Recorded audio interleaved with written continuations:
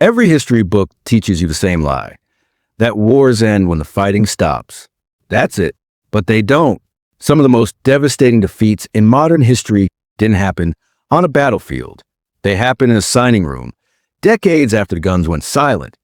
And the nations that walked away worst off were sometimes the ones who never lost a single military engagement in the conflict that mattered most. Welcome to Capital Historian, where power, wealth, and history converge. This is the story of how two of history's greatest industrial powers rebuilt themselves from rubble, grew faster than anyone thought possible, threatened to economically eclipse the country that defeated them, and were brought back into line without a single shot being fired. This is the story of how the United States learned that the battlefield was never where the real war was fought. Because if you want to understand how power actually works in this so-called modern world, stop asking who won the war. Ask who wrote the peace. We're taught to measure the outcome of wars in a specific way.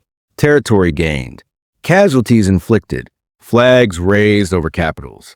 It's a mental model built for an era when power lived in land and armies, an era that was already ending by the time it was being taught in classrooms. Because somewhere in a hotel ballroom in rural New Hampshire, in the summer of 1944, the location of power started to move, not off the map, into the architecture of money itself. 44 nations sent delegates to Bretton Woods before the Second World War had even finished. Officially, they were there to prevent the economic chaos that had helped cause the war in the first place. The competitive currency devaluations, the trade wars, the beggar-thy-neighbor policies of the 1930s. Unofficially, they were there to decide something much bigger, whose currency the entire post-war world will be built on top of. There was only ever one real candidate. BY 1945, Japan and Germany were not just defeated, they were obliterated, industrial capacity flattened, currencies worthless, populations facing famine. If economic power were measured the way we're taught to measure it, in immediate aftermath, these were two nations with nothing left to negotiate with. And yet, within a single generation, both became the second and third largest economies on Earth. This wasn't an accident. It wasn't purely a story of hard work and reconstruction, though both nations worked and rebuilt with extraordinary discipline. It was also a story of currency architecture, built by the country that had just defeated them.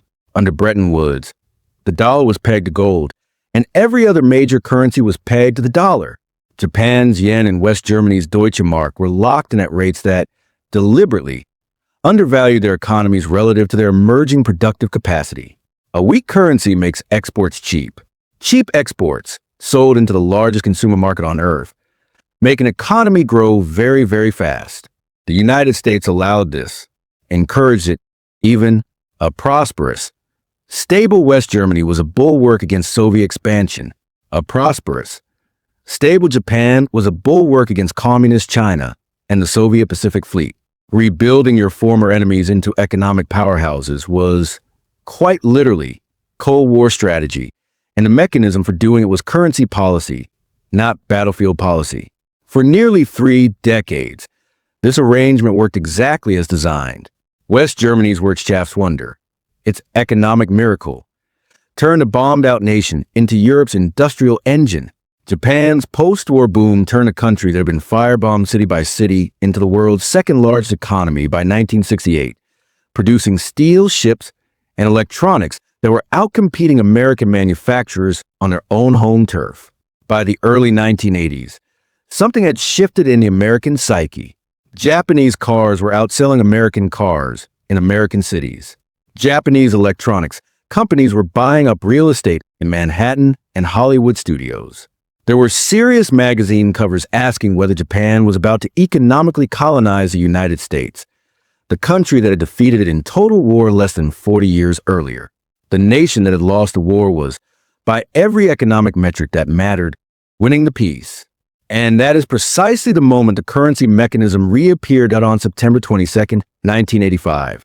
Finance ministers from the United States, Japan, West Germany, France, and the United Kingdom met at the Plaza Hotel in New York, a location, not coincidentally, that put the entire negotiation inside American jurisdiction, American media reach, and American political theater. The agreement they signed became known as the Plaza Accord. Its stated purpose was to correct trade imbalances. Its actual mechanism was a coordinated deliberate devaluation of the US dollar against the yen and the Deutsche Mark. Within 2 years, the yen had roughly doubled in value against the dollar. This sounds abstract. It was not. A currency that suddenly costs twice as much makes every export from that country twice as expensive on world markets overnight. Japan's export-driven growth engine, the exact mechanism that had built its post-war miracle, was throttled by international agreement, not by tariff, not by tank, not by trade war in the conventional sense, by an adjustment to a number. The consequences took years to fully surface, but they were severe. To offset the damage to exporters, Japan's central bank slashed interest rates and flooded its domestic economy with cheap credit. That credit didn't just fund factories. It poured into real estate and stocks, inflating one of the largest asset bubbles in modern history. At its peak, the land underneath the Imperial Palace in Tokyo was, on paper, worth more than the entire state of California. Then, as all bubbles eventually do, it burst.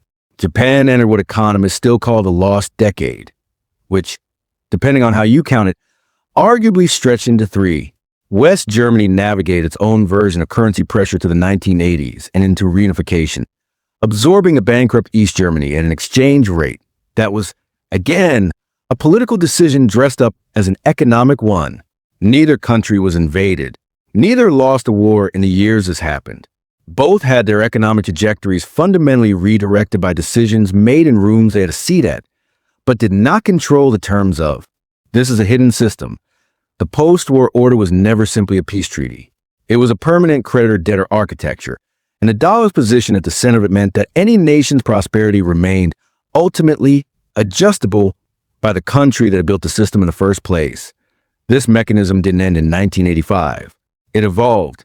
Every time you hear about currency manipulation accusations leveled against China, you're hearing an echo of the Plaza Accord, the same underlying leverage applied to a new challenger. Every time a nation is cut off from SWIFT, the international payment messaging system that dollar-denominated trade depends on, you are watching monetary architecture function as a weapon in real time without a single soldier crossing a border. The petrodollar system, the arrangement dating to the 1970s that priced global oil in dollars, extended this leverage into the one commodity every industrial economy cannot live without. It meant that even nations with no direct relationship to the U.S. financial system still needed dollars to function, which meant the Federal Reserve's decisions in Washington rippled to economies that had no vote in making them. And this is precisely why, in the last several years, you've likely heard the term de-dollarization enter the news cycle. BRICS nations discussing alternative settlement currencies, central banks quietly increasing gold reserves, bilateral trade agreements deliberately structured to bypass the dollar entirely. These aren't abstract policy debates. They are the first serious attempt in 80 years to build an exit from the exact architecture that reshaped Japan and West Germany's destinies in the 20th century. Whether they succeed is genuinely uncertain, and reasonable economists disagree sharply on the timeline, if it happens at all. But the fact that the attempt is being made at this scale tells you something the history books rarely state outright. Everyone with enough at stake already understands that the real war was never fought with weapons. Sovereignty, in the world we actually live in, is not measured by territory held or by the outcome of any single battlefield. It's measured by who controls the unit of account. Japan and West Germany did not lose to the United States in 1985. They had already lost, or rather, had already entered into a permanent structural relationship in a hotel ballroom in 1944, before either nation had a government capable of objecting. The war for the 21st century is not being fought with tanks or missiles, not primarily. It's being fought in the denomination of debt, in the currency of trade, in the architecture of systems most people never think to question because they were built to look like peace. And the nations paying closest attention to that fact right now are the ones building their exit.